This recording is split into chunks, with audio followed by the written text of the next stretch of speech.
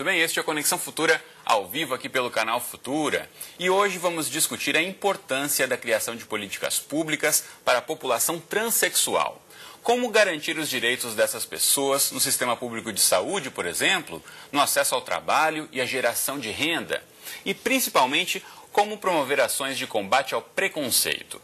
Para esta conversa, eu recebo aqui no estúdio a Berenice Bento, que é coordenadora do Núcleo Tiresias da Universidade Federal do Rio Grande do Norte. E também conosco, Indianara Siqueira, que é representante da região sudeste da rede Transbrasil.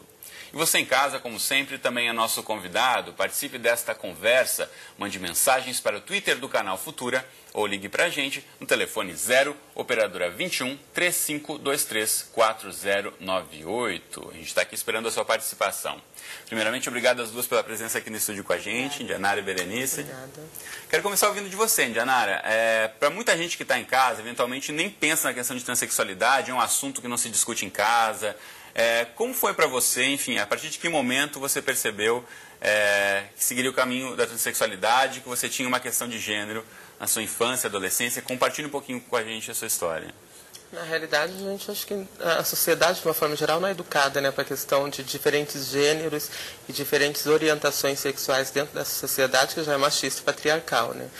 Então, a gente vai descobrindo sozinha. Se você não tem amigas na infância trans, ou se você não tem um exemplo, né, a seguir, você se vira sozinha. Eu me virei sozinha. Eu comecei a roubar os anticoncepcionais da minha mãe, que são que na época era Nasciclin.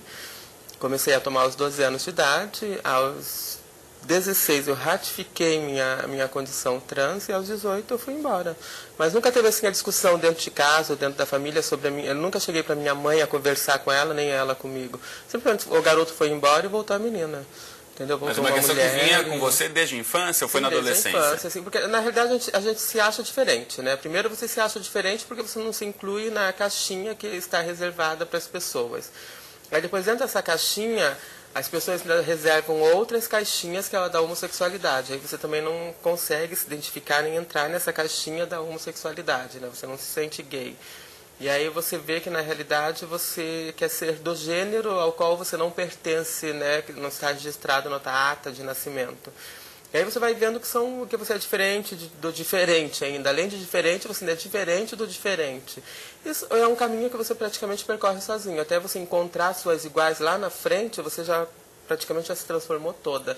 De repente, de uma maneira errada, de uma maneira prejudicial à saúde, com silicones injetáveis, com excesso de hormonoterapia. Então, é um pouco arriscado e muito perigoso. Berenice, essa questão que a Indianara coloca pra gente, da experiência pessoal dela, isso se reflete em muitos casos, né? Não só aqui no Brasil, no mundo inteiro, essa questão da falta da discussão, como ela disse dentro de casa, da pessoa não se identificar num grupo nem no outro, não saber, uma adolescente, uma criança, que caminho seguir, né? E tem um dado que eu não sei como foi a história a tua história, mas assim, o componente da violência dentro de casa, né? Quer dizer, quando a criança começa a mostrar desejo, e começa coisas simples, desde o brinquedo, né? Um menino que quer brincar de boneca e quer viver aquele mundo do gênero feminino. Tem uma interdição tão violenta, então as narrativas das pessoas trans, eu queria explicar um pouco a nomeação trans, né? Porque embora esse programa esteja dedicado a discutir políticas públicas para as pessoas transexuais, eu acho que seria interessante pensar a questão transexual e travestis. Quer dizer, eu não sei o que você entende, o que o programa concebeu como política para as pessoas transexuais, né? Me parece que a situação das pessoas transexuais, travestis, eu acho que é uma tragédia social que nós temos no Brasil. Por que uma tragédia, Berenice? É uma tragédia porque são pessoas que não existem na categoria de cidadã, né? Estão absolutamente fora, né? E não existe, eu acho que tem uma coisa mais profunda ainda, né? Que não existe na categoria de ser humano. Porque quando os dados que a entidade que vocês representam, a Filadélfia também, né, que está fazendo o levantamento dos dados, a natureza dos assassinatos é de uma crueldade, né? Você não mata uma travesti, uma transexual uma vez. Berenice, só uma questão que muita gente em casa pode ter essa dúvida também, como você colocou, diferenciar travesti de transexual. Eu acho que você poderia fazer isso melhor, mas assim, até porque eu acho que eu tenho uma posição um pouquinho divergente, assim, Em termos de políticas públicas, tem algumas dimensões. Tem de como eu me sinto. Se eu me digo que a minha identidade de gênero, eu sou uma travesti, você é travesti. Né? Você tem que respeitar a autodeterminação de gênero da pessoa. Se eu digo que eu sou transexual, você tem que me respeitar como uma mulher transexual. Primeira questão, o direito à autodeterminação de gênero, como já em muitos países. A Argentina acabou de aprovar a lei de identidade de gênero tem 4 meses, nessa perspectiva, em muitos outros países do mundo. Existia uma discussão clássica que diferenciava travesti de transexual, era a realização ou não da cirurgia de transgenitalização. Essa demarcação hoje não tem mais sentido, porque muitas pessoas que se definem transexuais, né, portanto, eu sou uma mulher e quero o direito social a ter a minha identidade de gênero como mulher, não tem a ver com a mudança do meu corpo. Eu vou decidir se eu vou fazer a cirurgia de transgenitalização, colocar hormônio. É uma decisão exclusivamente de foro íntimo, né? Mas fazer a cirurgia ou não fazer a cirurgia, tirar os seios, transformar o pênis na vagina é uma questão pessoal. Portanto, não é a cirurgia de transgenitalização que diferenciaria. Portanto, os limites, para concluir então, que você me ponderou, a diferenciação entre travesti e transexual são muito tênues, são quase imperceptíveis. E aí só quem vive é que pode dizer, eu sou travesti, eu sou transexual. Quero a vida de Anara, então essa questão dessa diferenciação de Anara. É polêmico, né? Porque, por exemplo, eu considero que são apenas definições criadas pela sociedade. Perfeito. Na realidade, travestis e transexuais é apenas uma definição que foi criada. E é um problema mais do Brasil. Fora do Brasil, todas são definidas como mulheres transexuais. Exatamente. Eu não me defino nem como transexual, nem como travesti. Normalmente eu falo que eu sou híbrida, né? Porque as travestis são CID 34 e as transexuais são CID 10, né? No Código Internacional de Doenças, né, que são as patologias mentais da psiquiatria, as travestis são CID 34 e as transexuais são CID 10. Então, eu falo, como o Brasil criou 2 definições no Encontro Nacional de Travestis em 2009 no Rio, o que é travesti, o que é transexual, eu falei, eu não entro em nenhuma das 2 definições, eu sou híbrido, eu pego 34 de uma, 10 da outra junto e pronto, dá CID 44. São só rótulos, no fim das contas. São rótulos, porque eu, por exemplo, socialmente sou uma mulher, quando eu saio na rua, ninguém fica olhando por baixo das minhas pernas para ver se eu tenho uma vagina, se eu tenho um pênis. Então, eu me considero socialmente uma mulher, ainda mais como organizadora da Marcha das Vadias no Rio, eu me considero completamente mulher na sociedade, né? Claro que as pessoas que me conhecem pela militância e tudo no local onde eu moro, sabem que eu não sou uma mulher dita nascida biologicamente com uma vagina. Mas saindo dali, quando eu pego o metrô fora, quando o Bolsonaro não me ataca publicamente, que não expõe minha foto em público e ninguém me vê, é uma mulher como outra qualquer, uma mulher normal. Então essas definições só criam mais separações, só acabam criando mais preconceito. Fica parecendo que a travesti é a sujinha, que vive na esquina se prostituindo, e a transexual é aquela coitadinha do conto de fadas, a mulherzinha de saia longa, que submissa, que fala bonitinho. Então você volta novamente à história da sociedade, né, que eu falo que quando a gente fala em inserção, eu não quero ser inserida numa sociedade da maneira como ela é, uma sociedade machista patriarcal e que determina, por exemplo, eu vou ser inserida, eu tenho mais educação, tenho mais trabalho, saio das ruas, vou para uma sociedade machista onde as mulheres são assassinadas 10 por dia. Quer dizer, que sociedade é essa, então, na qual eu estou lutando para ser inserida? Acho que primeiro a gente tem que brigar para lutar para mudar essa sociedade toda. E aí eu sempre falo que a gente volta ao caso da Rapunzel, né? Ela joga as tranças, o príncipe sobe. Mas já imaginou o peso de um príncipe subindo pelas tranças? Ela já quebrou a 7ª vértebra, né? Ficou tetraplégica, ninguém contou isso para as meninas, né? Então, você acaba colocando sempre a mulher, e como a gente assume o feminino, né? A gente acaba também sendo rebaixada. Como os homens trans negam o feminino e eles assumem o masculino, eles acabam sendo as coisas esquisitas, porque também tem o lado dos homens trans, né? Então, política pública não existe na saúde pública. Por exemplo, eles podem os homens trans podem ser presos por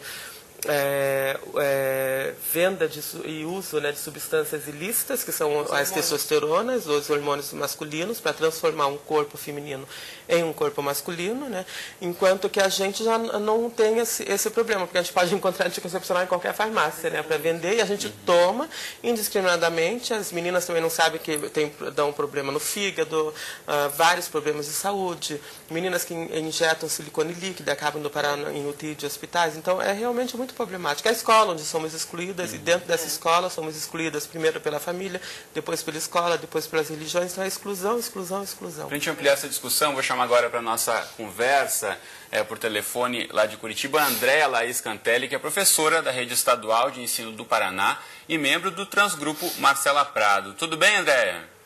Boa tarde, tudo bem? Boa tarde. Bom, você estava em Curitiba, participou desse encontro que aconteceu na última semana sobre a discussão de políticas públicas para essa população. Quero que você fale um pouquinho para a gente, então, o que foi discutido na prática sobre essas políticas públicas necessárias, segundo a opinião do grupo. Tá, ok. Primeiramente, eu gostaria de agradecer esse espaço que oportuniza a visibilidade para a nossa população, cumprimentar a Indianara Siqueira, que estava com a gente aqui no encontro. Boa tarde. A Berenice Bento também, eu cumprimento.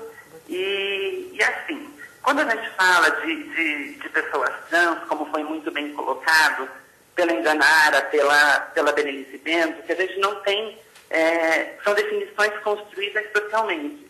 Então, quando a gente fala nessa população, a gente tem um histórico de exclusão, de vulnerabilidade, de estigmatização, de despreparo técnico.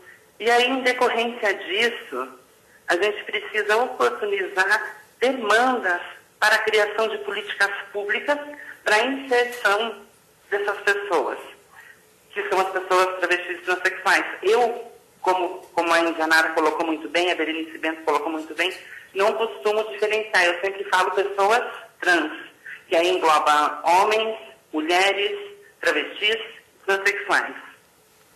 E aí, do dia 17 ao dia 21 deste mês, agora na semana passada, nós tivemos em Curitiba o Encontro Regional Sul de Pessoas Trans, onde a gente discutia políticas públicas para inserir essas pessoas na sociedade. Só que aí a Indianara estava aqui, a gente discutia muito que sociedade nós queremos, certo? E dentre as principais propostas que a gente discutia, a gente viabilizava a discussão saúde, educação, segurança pública e cidadania. O que a gente quer quando a gente fala de saúde? Qual é o nosso objetivo quando a gente fala de saúde? Atualmente, o acesso ao processo transexualizador, ele é bem dificultado pelo SUS. Então, as pessoas não conseguem acessar. E qual é a nossa necessidade? Qual é a nossa atenção para isso? A criação de ambulatórios de saúde integral e a atenção às pessoas trans. Porque, assim, como a Indianara falou aí no programa, envolve hormonioterapia, envolve acompanhamento psiquiátrico, psicológico, envolve... existe uma classificação no CID, então nós não temos como fugir disso para a atenção da saúde. E aí a gente precisa da criação desses ambulatórios e que esses ambulatórios sejam para atenção à saúde integral das pessoas trans. André, eu vou querer ouvir aqui no estúdio a Berenice comentar sobre essa questão que você coloca muito pertinentemente, essa questão de ter um ambulatório destinado à população trans, né, Berenice? É uma falta desse tipo de serviço. E só para complementar, esses ambulatórios eles devem ser garantidos pelo SUS, pelo Sistema Único de Saúde, em parceria com as prefeituras do governo do Estado e federal. Exato. Eu acho só, então... Concordo com tudo mesmo que a Andréa falou. Mas quando eu comecei a pontuar essa diferença, né, porque na concepção da política pública, quem pode fazer o processo transexualizador, o que é isso? Entrar em um hospital para fazer uma cirurgia de transformação, né, transgenitalização. Todo o protocolo é fundamentado numa concepção patologizante. Então, veja, oficialmente, para o Estado brasileiro, transexual, travesti sofrem de uma doença chamada transtorno de identidade de gênero. Né? Por essa concepção de gênero, o que é o gênero? Homem, mulher, vagina, pênis. Se você está fora disso, você é considerado como transtornado. Mas veja bem, eu sou uma pessoa que quero tomar hormônio. Eu não quero fazer cirurgia. quero mudar o meu corpo, porque eu preciso reconstruir esse corpo nos signos definidos socialmente como mulher. Por exemplo, Berenice. Né? Ninguém está vendo aqui se eu tenho um pênis, se eu não tenho um pênis, mas socialmente você me reconhece como mulher. Aonde que eu vou tomar esses hormônios? Para onde que eu vou? Se eu me definir como uma mulher transexual, eu posso ir nos hospitais para fazer a cirurgia. Mas se eu me definir como travesti, não. Essa discussão, ela é fundamental, portanto, a gente, então, desmontar essa diferenciação, como a Indianara faz, a Andrea faz, para entender que a população trans, ela é uma única, em termos de política pública, na vulnerabilidade, né? Então, voltando então como você à questão... disse no começo do programa, é como se fosse invisível, não consta no serviço de saúde pública. Não existe. O que nós temos hoje no Brasil, veja, o que é o Brasil, um país continental, aonde eu faço trabalho com pesquisas população trans tem mais de 16 anos. Né? Uma pesquisa, por exemplo, que eu fiz com atendimento à saúde, as pessoas trans não vão ao hospital. Elas não vão. Porque a primeira coisa quando você chega no hospital é tirar a sua identidade. E a atendente, ela se acha no direito de começar a perguntar por que você é Berenice, mas na tua identidade está Bernardo. Né? O médico também é empoderado pelas normas de gênero, né? A dizer, não vou te atender. Então, elas não vão. Então, a questão dos ambulatórios, né? Hoje nós temos 2 ambulatórios no Brasil funcionando. 2, né? Que é o de São Paulo e de Uberlândia. Hospitais que fazem cirurgias de transgenitalização, né? Goiânia, Porto Alegre, São Paulo e Rio. 4. Né? E todo um processo de ficar 2 anos esperando, mais de 2, 3 anos para fazer uma cirurgia. O que a gente pensa, quer dizer, o que eu defendo é que é o seguinte, tem que ser os hospitais... atendimento para todas as pessoas trans. Chega um ponto, você quer fazer a cirurgia, você faz a cirurgia. Não quer fazer a cirurgia, quer fazer o acompanhamento hormonal. Mas veja, essa é uma pequena questão, né? Quando eu falo pequena, porque são tantas questões, assim, a questão da educação. Né? A gente já fala de questão de educação, eu quero antes ouvir da Indianara, como a gente falava aqui de saúde, como percebe então, esse atendimento, Indianara, no serviço público de saúde? Na realidade não é respeitado, né? Porque a gente tem uma portaria do SUS, né, que é chamada do nome social, né, ou seja, do apelido, que serve para qualquer pessoa da população. Ou seja, se você chegar, mesmo sendo hétero, né, não hétero, no SUS, e você falar que você quer se chamar Betinho, que o teu nome social é Betinho, pela portaria do SUS é obrigatório que a rede pública de saúde coloque no teu prontuário médico Betinho e depois venha então o teu nome de registro civil. Isso não é só para as pessoas trans ou para pessoas homossexuais, mas sim para qualquer população. Uma mulher, uma mãe de família que é constrangida pelo seu nome de registro civil, sei lá, tem um nome, Maria Batalhão, vamos dizer agora, lá na sua comunidade, e aí ela quer ser chamada de Florzinha, ela tem o direito de chegar lá e Florzinha ser incluído. Só que isso não é respeitado, essa portaria não é respeitada. Então, nesse sentido, as travestis transexuais acabam sendo constrangidas pelo seu nome de registro civil.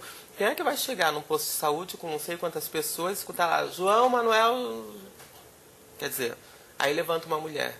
Né? Isso uma das causas coloca a Berenice da população trans não frequentar o hospital e buscar o serviço de saúde. Vão embora. Aí elas se calam, fazem de conta que não é com elas, fazem de conta que está demorando muito atendimento e vão embora sem serem atendidas.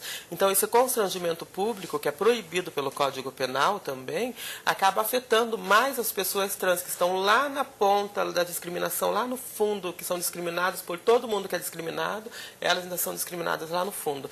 Então essa política pública também, da mesma maneira, essa exclusão do nome social acontece nas escolas. Quando nós temos uma lei que é de 1973, no seu artigo 56 e 58, que diz que se você tem um apelido público notório, você pode ir no cartório, você pode fazer uma petição no juiz, depois o juiz dá a decisão, vai no cartório e muda, como nós hoje temos até decisões em 6 meses que acontece isso.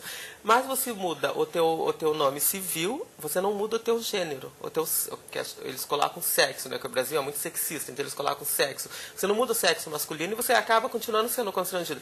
No caso de RG, não, porque normalmente se apresenta com RG, a maioria dos RG no Brasil, eles não vêm marcando o sexo da pessoa. Então, se você mudou o nome civil, já diminuiu ali uma boa parte do teu preconceito.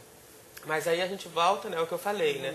Aí você muda o preconceito, mas será que só mudar o nome civil já acabou a transfobia? É uma questão muito mais ampla, né? E a gente volta à questão da educação. Quero ouvir a Andrea, que está ainda no telefone com a gente. Andrea, você como professora, como percebe essa discussão ou a falta de espaços para esse tipo de discussão na maioria das escolas brasileiras, Andrea? Olha, quando a gente fala em educação, eu volto à primeira frase lá da Berenice Bento, que a população trans, ela é uma população que não existe. Então, se ela não existe, para a escola é melhor que ela não esteja inserida no processo de ensino-aprendizagem.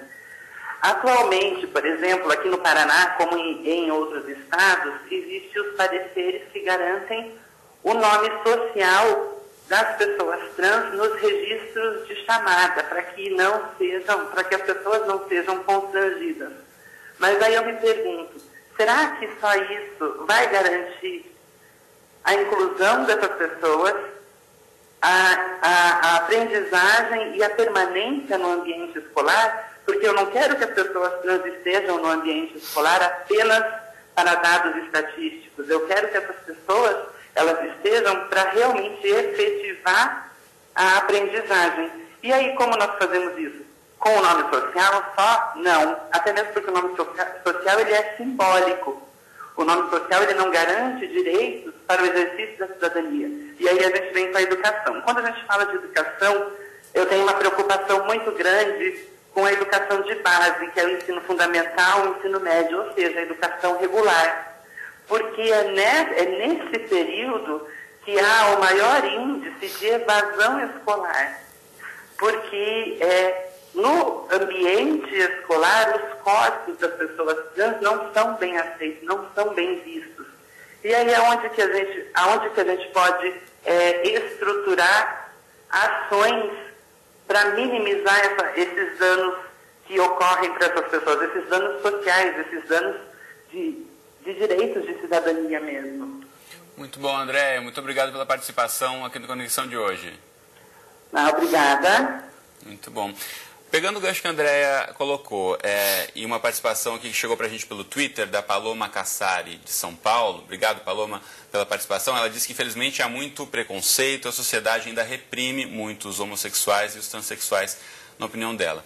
A Andréa falava, né, já existem leis, portarias, regulações que devem ser cumpridas, mas isso não muda o comportamento. A gente está quase chegando no fim do programa, eu quero ouvir uma conclusão de vocês quanto a isso. O que falta para mudar? Já tem, de certa forma, essa base legal para que seja cumprida, mas não é assim que se muda o comportamento da sociedade. Nós não temos uma base legal ainda. Não temos leis. Nós temos isso que a Ana falou, de uma portaria e tudo, mas nós não temos no Brasil, entenda rapidamente assim, nome social é, por exemplo, a minha universidade faz um ato local, assim, garantindo que os estudantes transexuais que queiram ser chamados pelo outro nome, os professores devem fazê-lo, na chamada, nas provas, no cotidiano. Mas ele saiu de lá, ele vai ter que ir para o mercado do trabalho. A identidade dele continua denunciando ele como no sexo errado. Nos países hoje, Argentina, Espanha, França ainda não, Inglaterra, Alemanha, você tem uma coisa chamada Lei de Identidade de Gênero, que é o reconhecimento, né, pleno da identidade de gênero, da autodeterminação. Então, nós não temos no Brasil, isso aqui é um deserto legal. Quando eu falei que não existe, é porque não existe, é um deserto. Na escola, eu me lembro do Capitão Nascimento, pede para sair, é o que fazem com as crianças trans e com os adolescentes trans. Sabe? 90% da população trans no Brasil é analfabeto funcional. A escola é um terror, é um espaço de terror, todos nós sabemos. Né? O que é um menino feminino, o que é uma menina masculina no espaço escolar. Não suporta, é o lugar do terror. Então, assim, não existe. Os parlamentares nesse Brasil, né, não fizeram absolutamente nada até agora. Nada, é nada. Nós estamos falando de Estado brasileiro, para a população trans. O Executivo brinca de fazer política pública, faz 2 conferências nacionais, mas não implementa política pública. Não tem orçamento, né? Não tem política educacional, né? A gente está quase, infelizmente, chegando ao fim do programa. Eu quero ouvir a Diara sobre esse... Então, é como prestar contas à sociedade, né? Que eles fazem essas conferências para prestar contas, né? Tem aquele dinheiro para ser gasto. Mas eu acho assim, a escola, acho que teria que ser realmente implementado o chamado, né, vulgarmente kit gay, mas que é a educação inclusiva, né, para as pessoas LGBT, o kit anti-homofobia, porque as crianças na escola, desde cedo, elas ainda são como um CD-ROM virgem, ou seja, elas ainda podem aprender, assim como se ensina a odiar, se ensina a amar e respeitar. Ah, mas meus filhos vão virar gay. As crianças aprendem sobre a cultura indígena e não saem da escola sendo índios. Então, qual o medo de seu filho virar gay? Não vai virar gay, ninguém vira trans, ninguém vira lésbica, a gente nasce Agora, é horrível você ter notas altíssimas enquanto você é criança e você convive com seus amigos que não sabem a diferença entre sexos, entre identidades, e depois quando você chega a uma certa fase do estudo, suas notas começam a caírem, porque como você é jogada no chapisco do muro da escola, você é agredida por amigos, e você, cada dia para ir para a escola é uma tortura. Cada vez que você pensa tudo que você vai passar na escola, na minha época era a hora do hino nacional, que começava as piadinhas, era chamada de Mena, porque o nome da minha mãe era Menaide, então eles acharam um diminutivo de Mena, para me chamarem de Mena. E aí a bichinha da escola, o viadinho da escola. Quer dizer, imagina que tortura é essa. Como é que você vai aprender? Você vai aprender o quê? Você não consegue. Se você está lá tentando aprender alguma coisa, o amigo vem te dar um chute, chama de bicha. E aí a professora, ao contrário de reprimir, fala, tá vendo quem manda ser assim? Exatamente. Quer dizer, é difícil. É uma tortura. Muito bom. Infelizmente o nosso tempo acabou. A gente vai voltar a esse tema com certeza. Quero agradecer muito a presença de vocês aqui no estúdio com a gente. Muito obrigada. Quero só colocar novamente, antes da gente sair, o número Disque 100 na tela para denúncias contra a violência. É o telefone da Secretaria de Direitos Humanos. Para você, em qualquer caso de denúncia, pode ligar e Disque 100. Muito obrigado pela companhia. A gente volta a se encontrar amanhã em mais uma participação do Conexão Futura às 2h30 da tarde. Até lá.